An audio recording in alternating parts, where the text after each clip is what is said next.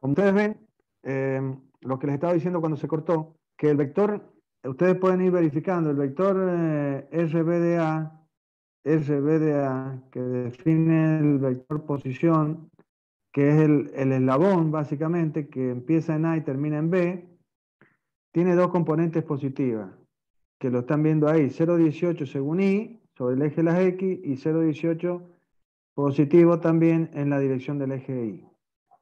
Pero el vector velocidad que les ha dado como resultado es un vector que, como sabemos, es un vector que es perpendicular a la barra y como tiene que respetar omega, está hacia abajo. Entonces, si ustedes ven, la componente sobre el eje del eje X va a dar positiva la proyección, pero sobre el eje de la Y tiene que dar negativa, porque da, como está hacia abajo, está en la dirección negativa del eje Y.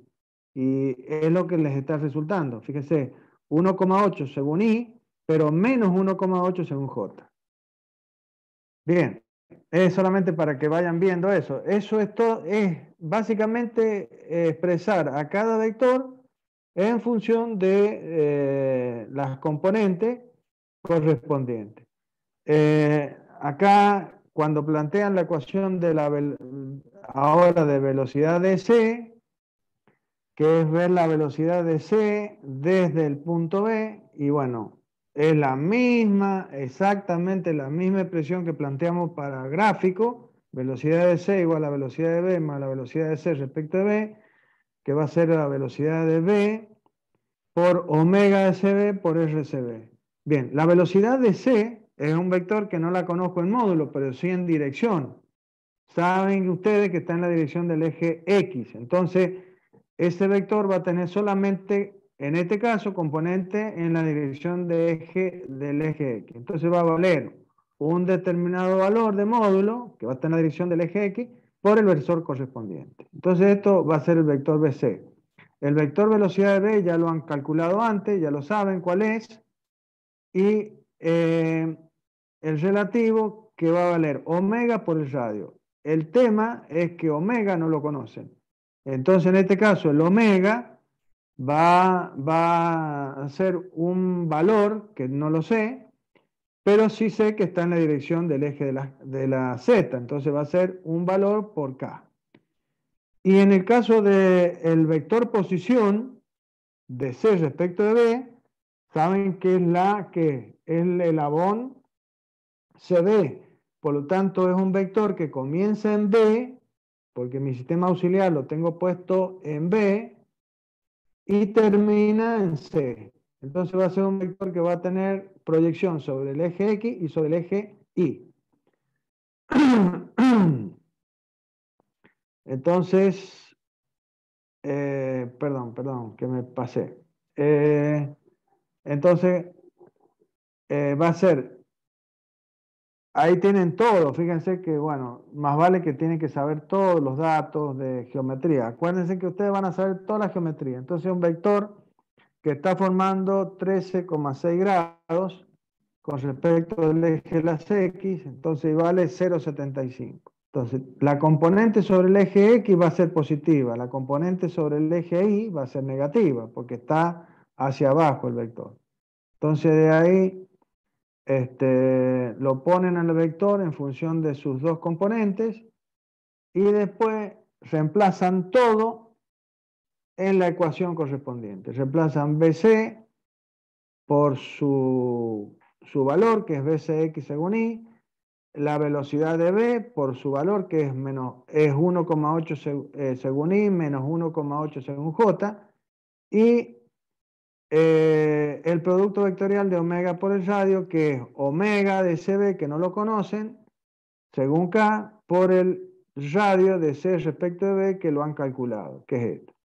Resuelven el producto vectorial, que es hacer el producto vectorial de K por I, como hicimos recién, que me va a dar 0,73, vamos a llamarle así, por lo que resulta del producto vectorial K por I, que me tiene que dar J, más omega por 0,17 que el producto vectorial de K por J me tiene que dar I. Ojo con, cuando hagan el producto vectorial, tener en cuenta los signos de los versores para que no se equivoque. Y entonces aquí llego a una ecuación que está toda en I y J. ¿Ah? Hemos eliminado acá. Entonces acá tengo una ecuación vectorial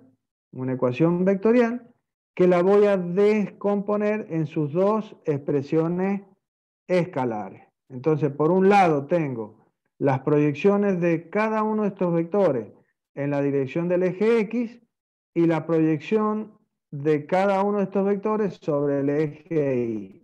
Y eso es lo que conforma las dos ecuaciones escalares que yo les estaba hablando antes, que es la proyección de todos los vectores sobre el eje, sobre un eje, y de todos los vectores según el otro eje. Y eso forma un sistema de dos ecuaciones que soporta dos incógnitas. Como ustedes verán, esta velocidad tiene solamente proyección en el eje de las X, por eso me aparece acá, pero sobre el eje de las Y no tiene proyección, por lo tanto va a ser 0 la proyección. Y BCX va a ser igual a 1,8 más 0,176 por omega CB. Ahí lo tenemos. Y en la dirección del eje de las Y vamos a tener 0, porque no tengo proyección, como dije, menos 1,8 más 0,73, vamos a poner así, por omega CB. Entonces, ahí lo tenemos.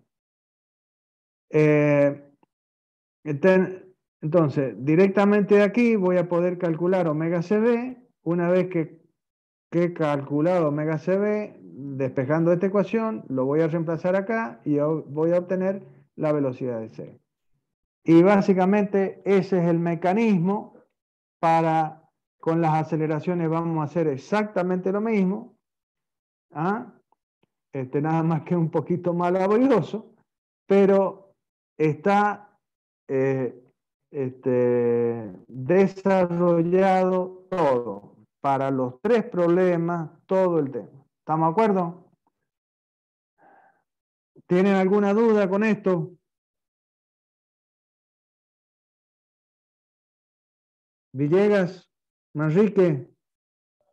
No, profe, con eso no, porque es lo que vimos.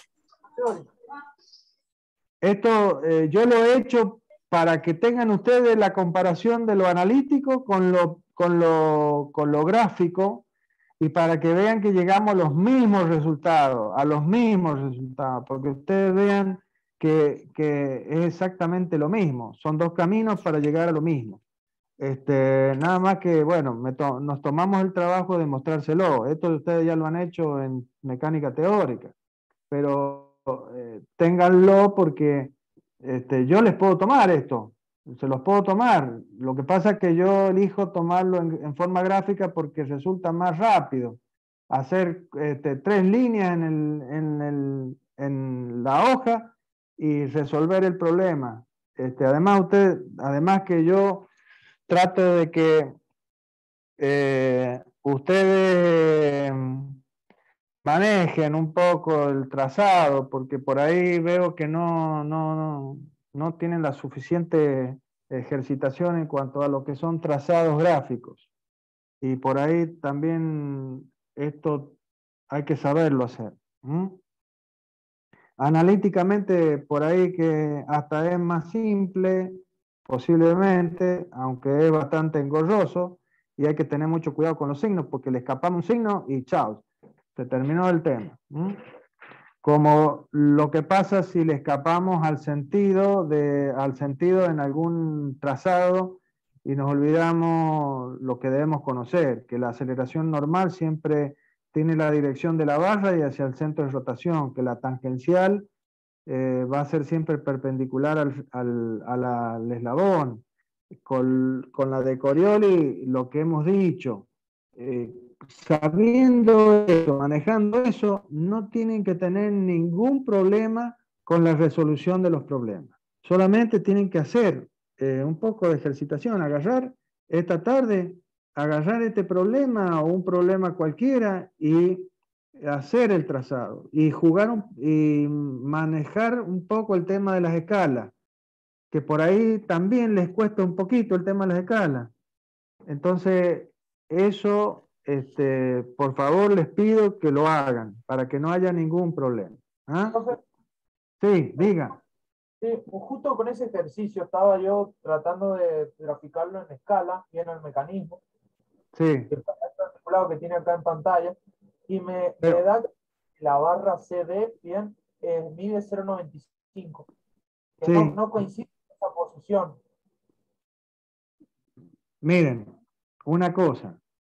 Yo no estoy diciendo que ustedes tienen que trazar ese mecanismo en escala. ¿Está bien? Bien, No, ustedes no tienen que trazar ni tienen que dibujar el mecanismo en escala. Ustedes lo que tienen que hacer es el trazado en escala. Eso que bien, hemos estado trazando, los vectores, a eso los tienen que trazar en escala. ¿Por qué? Porque tienen que representar una variable cinemática que son metros por segundo por unos centímetros, que es la representación de un vector en el plano, en el dibujo. Esa es la escala que tienen que usar ustedes. Pero yo no les voy a pedir que ustedes dibujen el mecanismo de escala porque no tiene sentido. bien. ¿Estamos de acuerdo? Les tiene que dar, tenés que tener cuidado con el trazado ahí, pero si vos respetás que 60 grados de la barra de entrada, 60 grados, este, y, y las longitudes de las barras, te tendría que dar. O posiblemente haya un error en el dibujo acá. Si, si, si el manual creo que les dio el Gibeler, les bajó el Gibeler a ustedes para que lo tuvieran, para que miraran problemas del Gibeler. ¿Es así o no? Sí, sí. Bueno, Sí, este problema es un problema del Gibeler. Esto básicamente, la barra de salida, la barra balancín de salida, CD, es un cajón. Teóricamente esto es como un volquete o un cajón donde se coloca basura y después se volquetea y se tira. Algo así, si mal no recuerdo. Eso está en el Gibeler. Podría suceder que la línea AD no sea una línea perfectamente horizontal, que D esté por debajo de A. No me acuerdo bien. Podría pasar, ¿sí? Si ustedes lo quieren verificar, mírenlo ahí en el Gibeler y se van a dar cuenta. ¿Estamos de acuerdo? Pero vuelvo a repetir, ustedes no tienen por qué trazar el problema que yo les dé, que puede ser cualquier problema, eh, que voy a tratar de hacerlo simple, no les voy a hacer ningún problema difícil.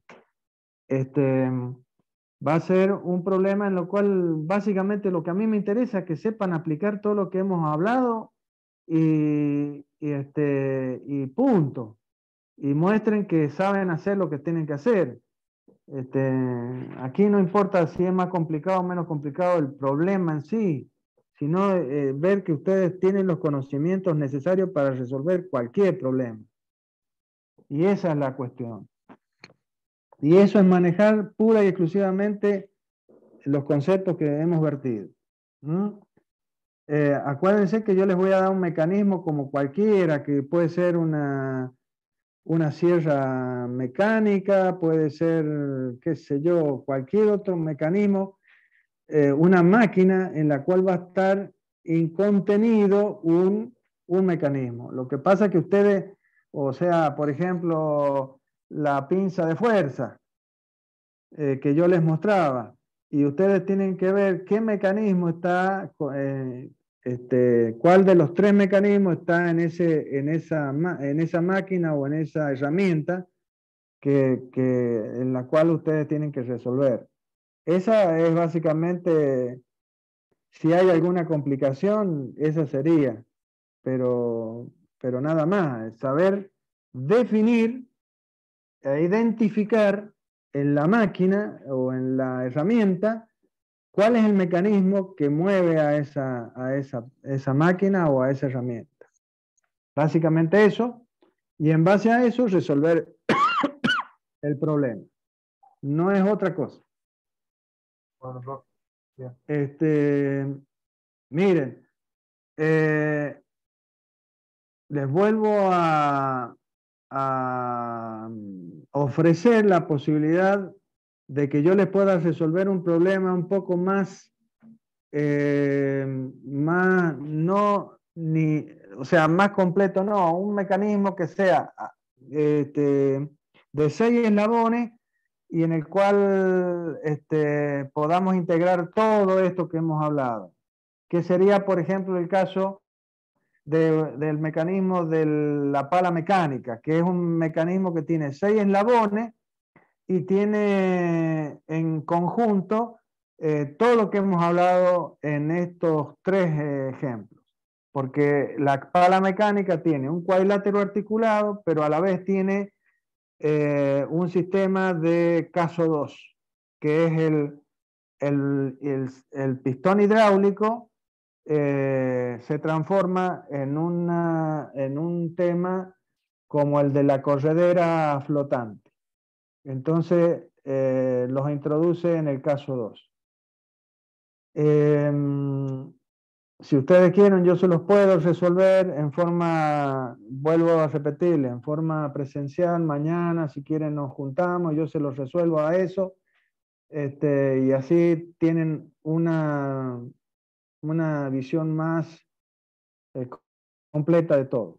De cualquier manera, hay otro problema que está resuelto, que es el problema que también se los ha mandado Manuel, que es este problema de 6 eslabones, que está, desgraciadamente, no tuvimos tiempo de pasarlo en limpio, pero está a mano alzada. Está todo escrito, si ustedes ven, esta es mi letra, y está resuelto y está explicado todo, todo, todo, todo. O sea, como si yo se los estuviera explicando. Y está resuelto por los 3 métodos. La primera parte es la resolución del problema aplicando el concepto de centros instantáneos. La segunda, el mismo problema resuelto en forma analítica. Y la tercera parte es el mismo problema resuelto en forma gráfica. ¿Está bien? Entonces, a mí, ¿saben lo que me gustaría? Es cortar hoy, porque ya los debo tener cansados. Entonces, a mí me gustaría que ustedes le dieran una leída hoy a este problema y que nos juntáramos mañana, si ustedes me dan esa Bueno, dale, profe. alegría. Sí, sí, Y si no lo entienden, yo se los resuelvo en forma gráfica allá en la facultad. No analítica, porque no se lo voy a resolver en analítico, pero yo en tengo forma gráfica. ¿Está bien? Y ustedes vean en forma de los centros instantáneos, ahí ven que si bien yo les he explicado con 4 eslabones, pero este mecanismo tiene 6 eslabones. Porque fíjense, esto tiene la articulación A, la B, la C y la D, que es un cuadrilátero de forma paralelogramo, o sea que 2 a 2 los lados son iguales, o sea que es un caso especial de Grashof. Y a la salida, o sea, en esta articulación se articula una diada, que son estos otros 2 eslabones, donde uno de los eslabones está articulado al bastidor también. Entonces, esto realmente es un mecanismo de 6 eslabones, que esto conforma una máquina trituradora de piedra. Esto esquemáticamente representa una máquina que sirve para triturar piedra. Este eslabón es el eslabón que es la mandíbula de salida, que golpea la piedra contra un murallón. Cuando un camión tira la piedra por acá, cae la piedra y esta mandíbula la golpea contra el murallón y rompe esta piedra, y acá abajo teóricamente hay una zaranda que está vibrando con distintas mallas y va a clasificar en función del tamaño a la piedra para que sirva para diferentes usos. Bien.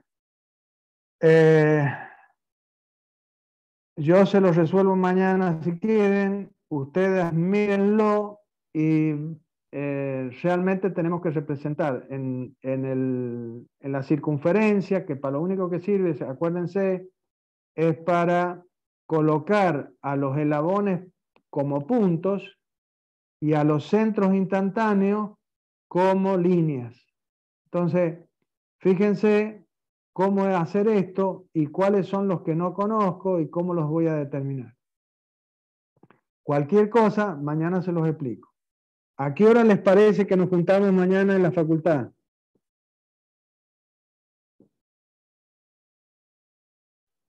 A la hora que usted pueda, profe, no sé, tipo 10, no sé, los chicos, qué problema tendrán de ponerle ahora. Bueno, yo me parece a las 10 que sería posible. ¿Les parece? 9:30, 10 como máximo. Bueno, a las 10 nos juntamos ahí en el departamento de electromecánica. Sí, ahí buscamos un aula y nos ponemos y yo les explico un poco más y ya con eso para el jueves hacemos el parcial. ¿Estamos de acuerdo o no? Bueno, profe, sí, quedamos así. Bueno, dele, sigamos entonces. Que sigan bien y nos vemos mañana. Hasta luego. Hasta luego, profe. Hasta luego. Nos vemos, profe.